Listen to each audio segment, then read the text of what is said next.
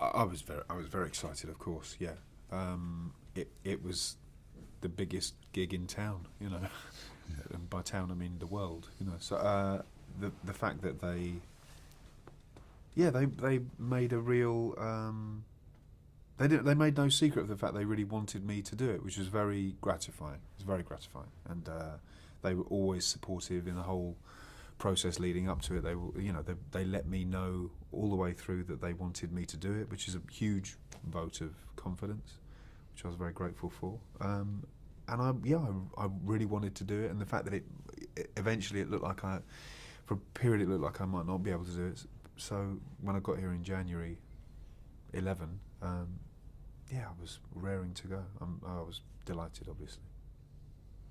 I mean, I think it was very interesting, sort of, because I was a huge fan of the Rings films, and you hear all of the stories that came out of the process of the filming, and the way that the characters were developed and the care that was taken from the filmmakers to make those characters come to life and shine in that way. And knowing that you're coming to join that family was really exciting, and we really were made to feel like part of the family. And working alongside characters and actors from the Rings films was amazing, and actually seeing it for the first time yesterday when you first set eyes on Frodo and old Bilbo, and then the connection when you come onto the screen, I wanted to applaud. I just think it was amazing. Really, it's nicely done, beautiful. isn't it? Yeah, really beautifully done.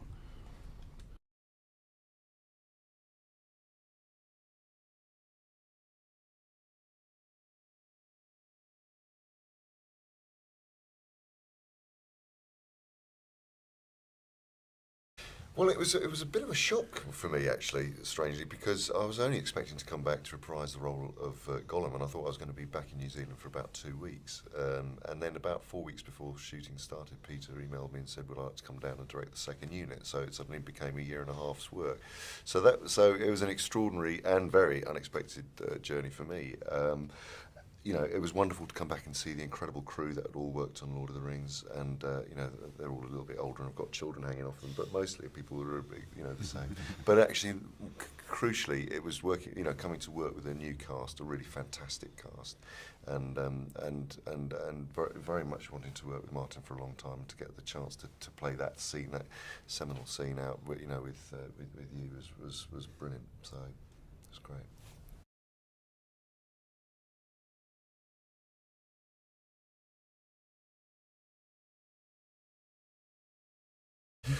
Well, Gollum is a very conflicted.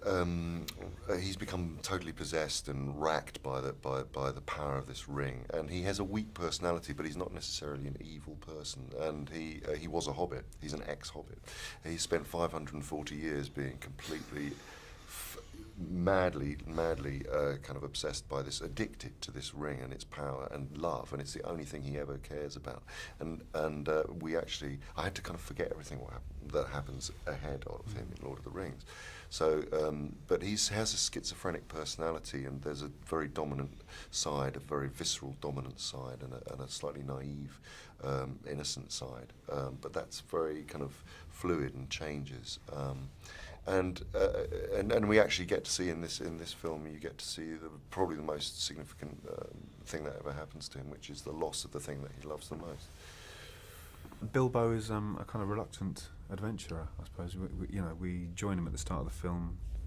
He's a person who knows exactly where his life is headed, and he's very happy with it. And he has this intercession of the dwarves and Gandalf, who say, "Come on this adventure," which he's very reticent about, but that eventually he does go on and learns everything that he could possibly learn and more, and have more danger. As a man, he would never have had a fight with anyone in his life, and there he is. He's having to kill and avoid being killed, and it's a really it's the biggest possible journey for him to go on, and as has been noted by everyone, based on Tolkien's experience of World War One.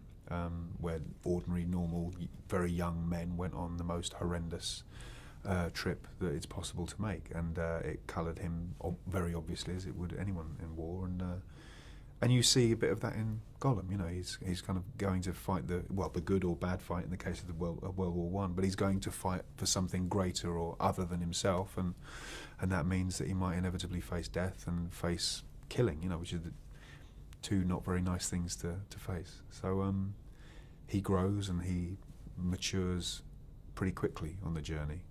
He's thrust totally out of his comfort zone, where all he's cared about is his brocade and his sausages, to something else where it's life and death pretty much every day of his adventure. So it's a huge arc for him, as we actors like to say.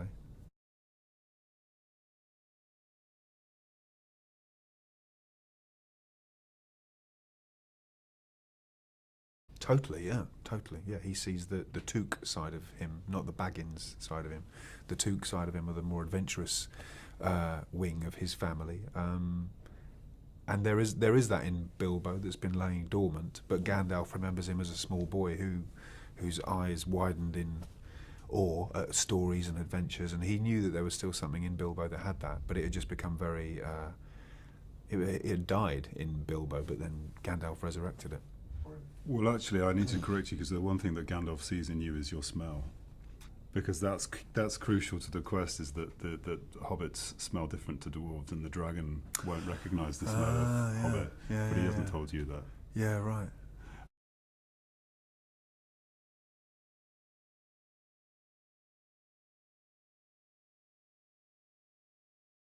Yeah, so Thorin, he's just all about the quest. And he's kind of in a now or never situation. He's his people have lost their homeland from Smaug desecrating the mountain and Dale, and his grandfather and his father have attempted to go back and right that wrong, and they've both. His grandfather's lost his life, and his father has disappeared. So he's in a position where if he doesn't do it today, then it will never happen, and the line of Durin will die.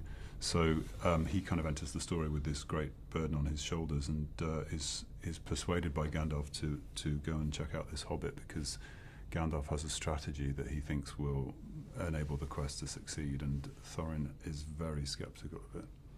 And it kind of shapes their relationship as you go along the road.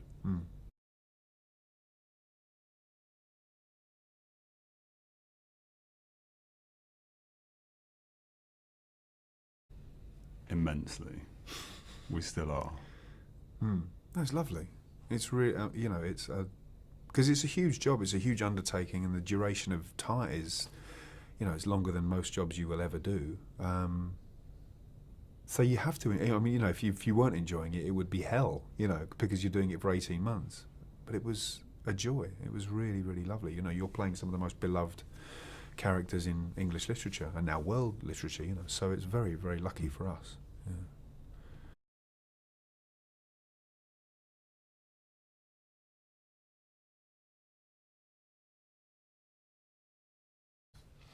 Well, the process as such is sort of neither here nor there in a way. It's not about the technology. The technology is the least sort of important thing in a way. It's about finding the character in exactly the same way that we actors play our roles. It's all about finding an emotional backbone to the character, as an inner life, physicality. There's no difference in the way of approaching a performance captured role to a conventional live action role. So the technologies, I don't really think about the technology. What it has done is become more transparent, in fact, because now we don't have to go back and repeat it on a performance capture stage at a later date, which is what we had to do on Lord of the Rings. We're able to just shoot the scenes once, and it's exactly what happens, and what Martin gives to me, I receive, and what I give to Martin, he receives, and therefore they're very much more connected. The CG performance is much more connected in that sense. But I mean, certainly in terms of the technology, working as a director, working as a second unit director, that was a huge journey for me. Massive, big challenges, and shooting at 48 frames a second, and with stereo, things I'd never done before. So it was very, very exciting.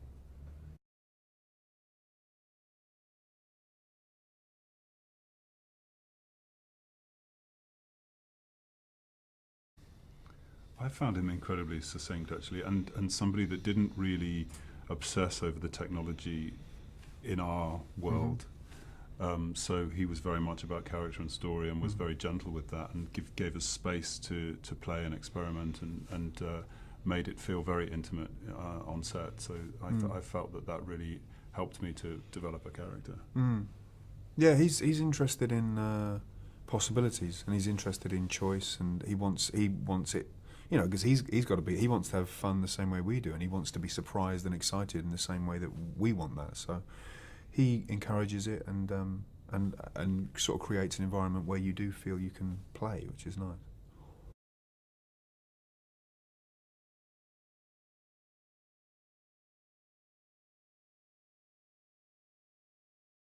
I do. I mean, you know, that's I think partly why Peter asked me to come down and direct the second unit was because I'd been through been involved in the Middle Earth universe before, because I kind of feel like I understand his sensibility as a filmmaker and how he supports performance with camera. And you know, we had a very wonderful kind of working relationship. We were very honest with each other, and he would be able to, he would watch everything that was going on the second unit and give notes, and in the same way that he would encourage the actors to give choice in performance, and was asking me to do that. He was asking me to do that as a director, and he gave a great note to me once when we first started, which was every single take. You can don't just try and copy it exactly. You know, always try and improve every single take in some way. Find something different and new in each take, every take you do. And the way that we all worked was and a modus operandi that we had with Pete was rolling resets, where very quickly the actors reset and go straight into the scene again. I mean, it's a fantastically liberating way of working, because you can take chances without a sort of anxiety building up to a take. You know, because there's a whole rigmarole of the clapperboard and all of that, and it can be very tense making. But actually, rolling resets is a very relaxing way of actually getting back into a scene. And it gives the floor to the actors, and it Yeah. keeps the floor with the actors, which is, I've never done that before. But it was really great.